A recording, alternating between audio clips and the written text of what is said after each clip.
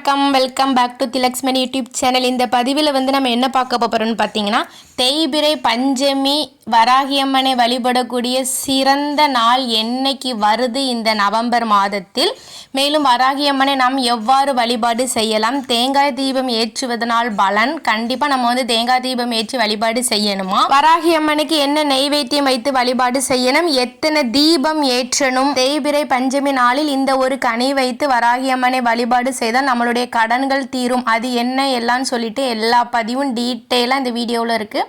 அதனால் யாரும் வீடியோவை ஸ்கிப் பண்ணாமல் எல்லாரும் கடைசி வரைக்கும் பாருங்கள். இப்போ தான் நம்மளுடைய Thilaksmani YouTube channel first time பார்க்குறீங்கன்னா கண்டிப்பாக சப்ஸ்கிரைப் பண்ணிட்டு பாருங்கள். வாங்க இப்போ நம்ம வீடியோக்குள்ளே போகலாம். வராகி அம்மனை நாம் வந்து எந்த நாளிலும் வழிபாடு செய்யலாம். ஆனால் வராகி அம்மனை வந்து வழிபாடு செய்வதற்கு முழுக்க உகந்த நாள்னு பார்த்திங்கன்னா தேய்பிறை பஞ்சமி தான்.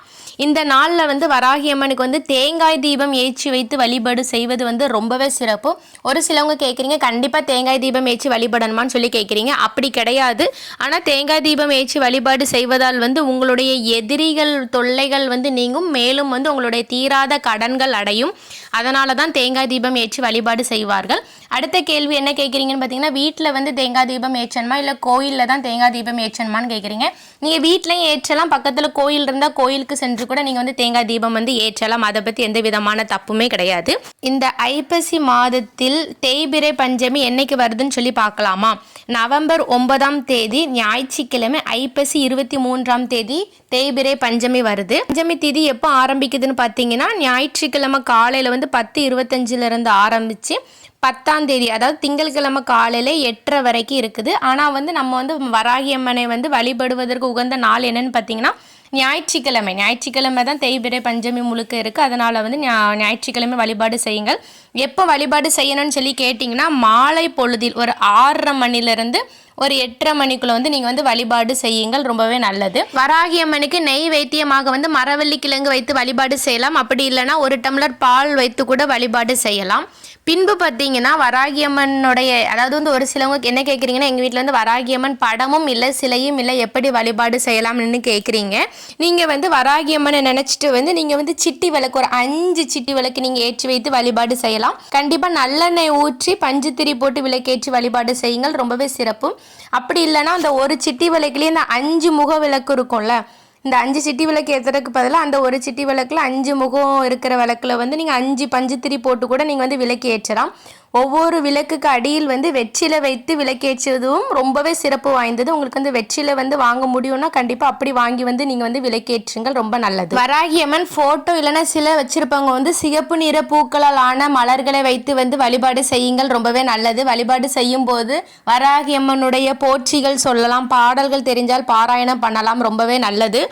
அதுக்கப்புறம் பார்த்தீங்கன்னா, இப்போ உங்களுக்கு அவசரமாக காசு தேவைப்படுதுன்னு சொல்லி நினச்சிங்கன்னா, நீங்கள் வந்து வராகி அம்மனை உங்கள் அம்மாவாக நினச்சி நீங்கள் வந்து வராகி அம்மன் காலடியில் வந்து ஒரு எலுமிச்சை பழத்தை வச்சு அதில் எவ்வளோ அமௌண்ட் வேணும்னு சொல்லிட்டு எழுதி வச்சிருங்க. நிச்சயமாக வராகி அம்மன் வந்து உங்களுக்கு வந்து அந்த அமௌண்ட் வர்றதுக்கு ஏற்பாடு செய்து தருவார்கள். எந்த வகையிலையாவது உங்களுக்கு அந்த காசு வந்து கண்டிப்பாக கிடைச்சிரும். எலுமிச்சை பழத்தை வந்து எப்போ எடுக்கணும்னு பார்த்தீங்கன்னா, எலுமிச்சை பழம் வந்து காஞ்சு போயிடும். அப்படி இல்லைனா வந்து அழுகுன்னு வச்சிங்கன்னா நீங்கள் வந்து பயப்படாதீங்க. உங்கள் வீட்டில் உள்ள கெட்ட சக்தி எல்லாத்தையுமே இந்த எலுமிச்சப்பழம் ஈர்த்துக்கிட்டுன்னு அர்த்தம்.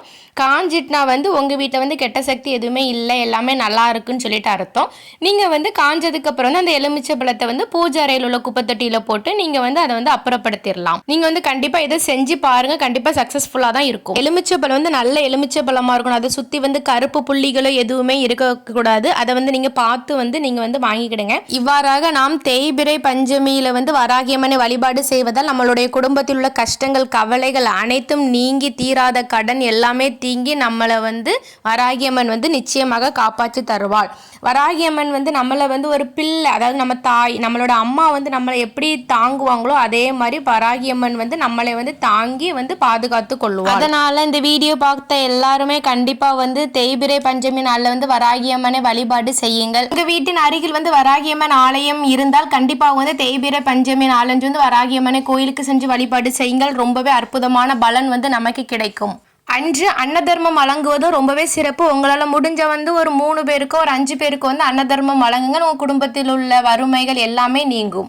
ஓகே ஃப்ரெண்ட்ஸ், இந்த வீடியோ உங்கள் எல்லாத்துக்கும் பிடிச்சிருக்கும்னு நினைக்கிறேன். கண்டிப்பாக உங்கள் ஃப்ரெண்ட்ஸ் அண்ட் ஃபேமிலிக்கு ஷேர் பண்ணுங்கள், சப்ஸ்கிரைப் பண்ணுங்கள், லைக் பண்ணுங்கள். வராகி அம்மனின் அருள் உங்களுக்கும் உங்கள் குடும்பத்திற்கும் பரிபூரணமாக கிடைக்கட்டும். தேங்க்யூ ஃபார் யுவர் வாட்சிங். இனி அடுத்து இதே மாதிரி ஒரு நல்ல பதிவில் சந்திக்கலாம். நன்றி, வணக்கம்.